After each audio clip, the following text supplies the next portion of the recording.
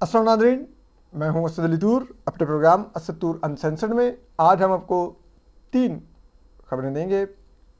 एक, ये जनवरी में इलेक्शन को लेके मौलाना फजल रहमान को सर्दी क्यों लगने लग गई है, इसके आपको पसे पर्दा कहानी बताएंगे जो अंदर की खबर है।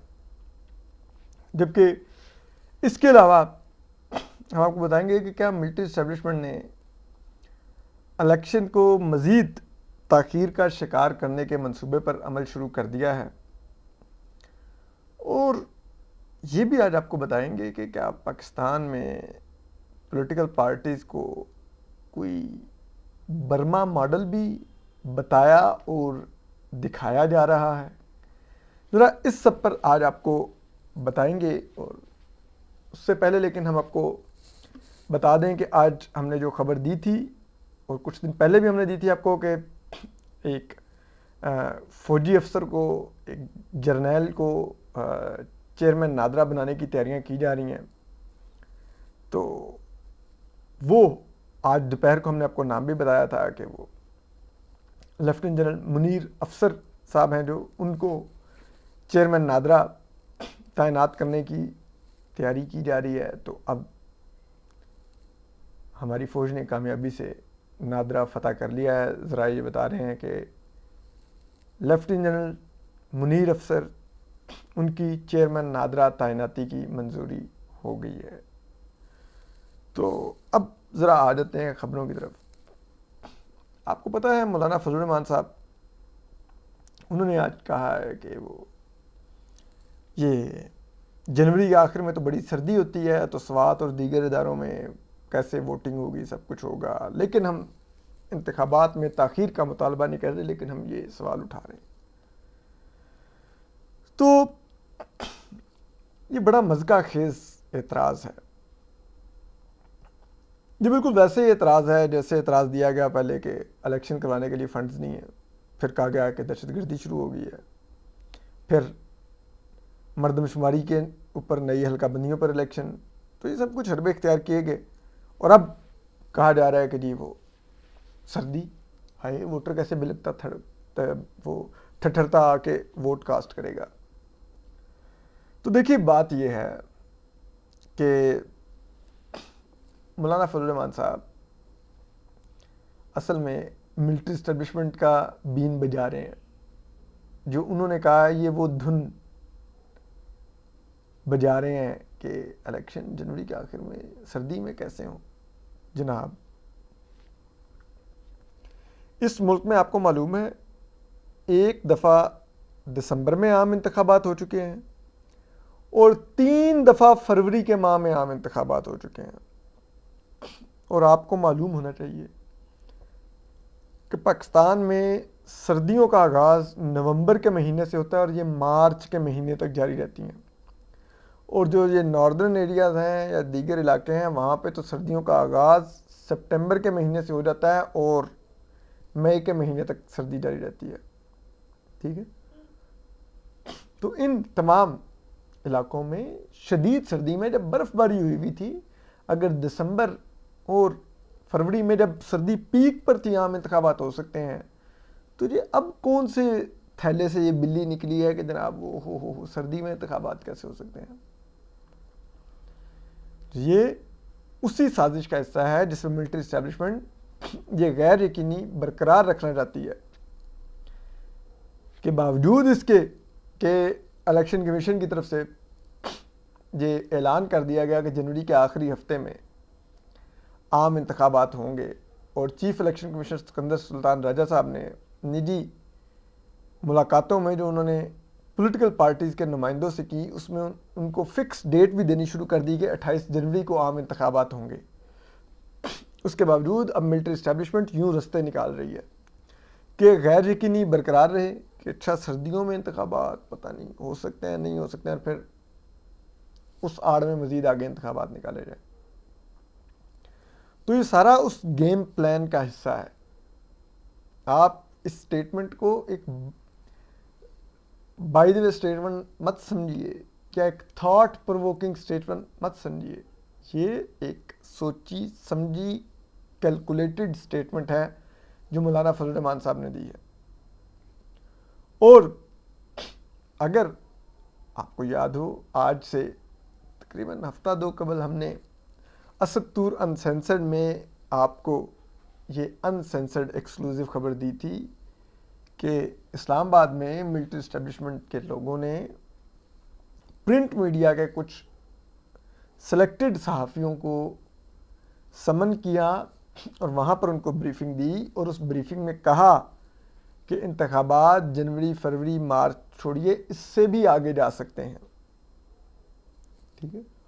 और उसकी वजह उन्होंने उस वक्त ये बताई थी कि भाई हमने वैसे तो इमरान खान की हद तक तो कंट्रोल कर लिया कि जेल में डाल दिया है, और इस हद तक भी हमने पीटीआई के वोटर को डरा लिया है कि वो इस दफ़ा 9 मई की तरह बाहर सड़कों पर नहीं आए इमरान खान के लिए, लेकिन वो वोट इंटैक्ट है।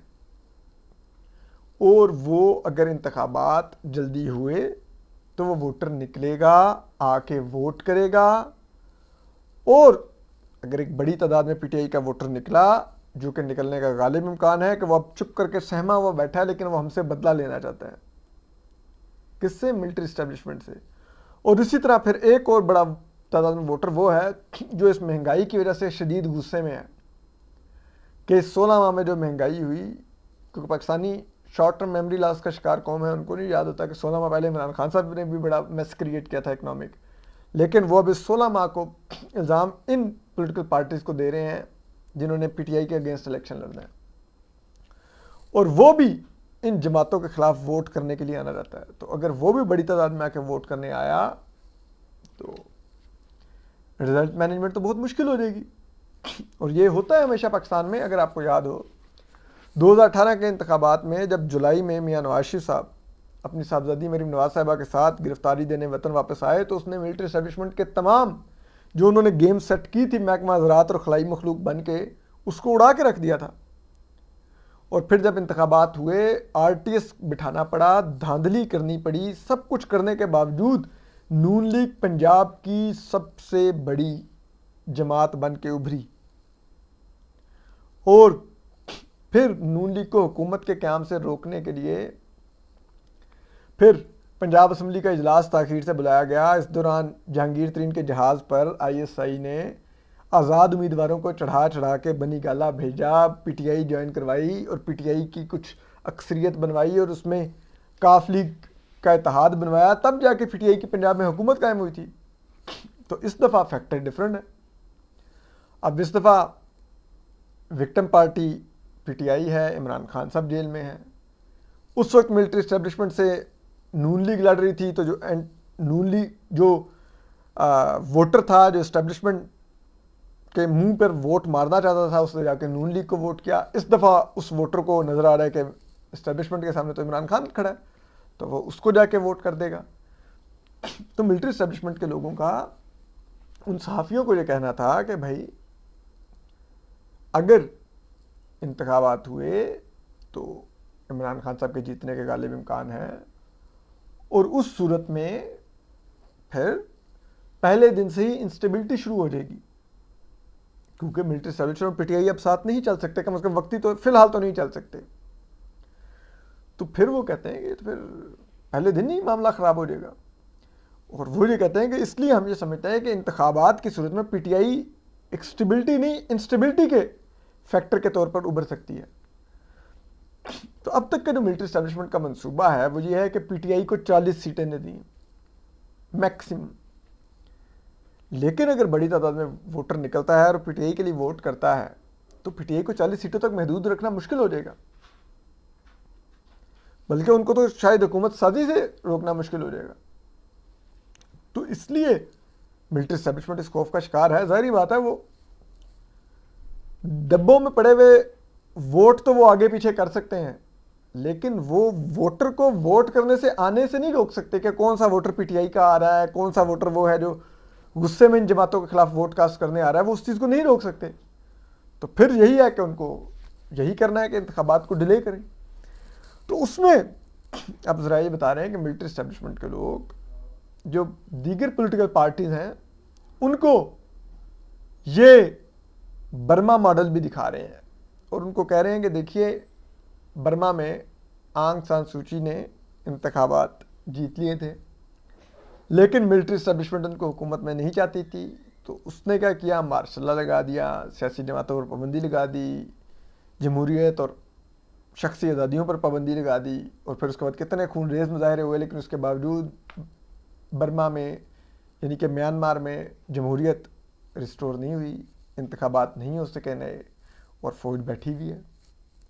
तो आप लोग भी देख लीजिए कि फिर आप लोगों ने क्या करना है कि अगर आपको जल्दी इंतखाबात, टाइमली इंतखाबात, आइनी टाइमलाइन के मुताबिक इंतखाबात चाहिए, तो फिर तो इमरान खान के आने के इम्कान बहुत ज़्यादा है कम बैक के, और उस सूरत में फिर हमें मार्शल लॉ लगाना पड़ेगा। फिर मार्शल लॉ ये होगा कि फिर इमरान खान को नहीं हम लपेटेंगे, फिर आप सब भी लपेटे जाएंगे। और अगर आप चाहते हैं कि मार्शल लॉ ना लगे, तो फिर यह है कि इंतखाबात को आगे ले जाने दीजिए, ताकि उस दौरान हम इमरान खान साहब को मज़ीद कट टू साइज़ करें, ऐसे इम्कानात पैदा करें कि जिससे जब इंतखाबात की पोजीशन पर हम जाएं मई जून जुलाई में कहीं पर, तो उस वक्त पीटीआई फैक्टर का सद्देबाब हो चुका हो। लेकिन अब इन सियासी जमातों को परेशानी ये है कि अगर ये मिलिट्री एस्टेब्लिशमेंट को इंतखाबात आगे ले जाने दें, तो इनको ये है कि भाई ये कभी जहांगीर तरीन के गुब्बारे में हवा भरने की कोशिश करते हैं, कभी ये जाके परवेज़ खटक को खड़ा करने की कोशिश करते हैं, लेकिन बावजूद मेहनत के परवेज़ खटक की पार्टी में उतनी जान है जितनी परवेज़ खटक की अपनी सेहत है। और जहांगीर तरीन भी बावजूद कोशिशों के चंद ऑप्टिक्स तो बना सके, लेकिन उनके पास भी कोई बड़े उम्मीदवार नहीं है, ना वोट बैंक है उनकी पार्टी का सिरे से। तो ऐसी सूरत में ये कहीं और भी पार्टियां खड़ी करने की सोचेंगे, कुछ और भी इत्तेहाद बनाने की कोशिश करेंगे और हमें कट टू साइज करने की कोशिश करेंगे। और ये ना हो कि हम इस ताखीर के चक्कर में अपने हाथ से भी गेम निकलवा बैठे और अपने हाथ भी कटवा बैठे। तो उसलिए वो तब उस तरह से आमादा नहीं है। लेकिन मौलाना फजल रहमान क्योंकि वेल अलाइंड है मिलिट्री एस्टेब्लिशमेंट के साथ, तो वो कह रहे हैं नहीं नहीं, इंतखाबात ये सर्दियों में जनवरी में कैसे होंगे। तो ये सारा गेम प्लान है, हम आपको अपडेट करते रहेंगे। देखते हैं इस गेम प्लान से क्या मिलिट्री एस्टेब्लिशमेंट कामयाब होती है कि नहीं, हम आपको अपडेट करते रहेंगे। अपना ख्याल रखिए। अल्लाह हाफिज़।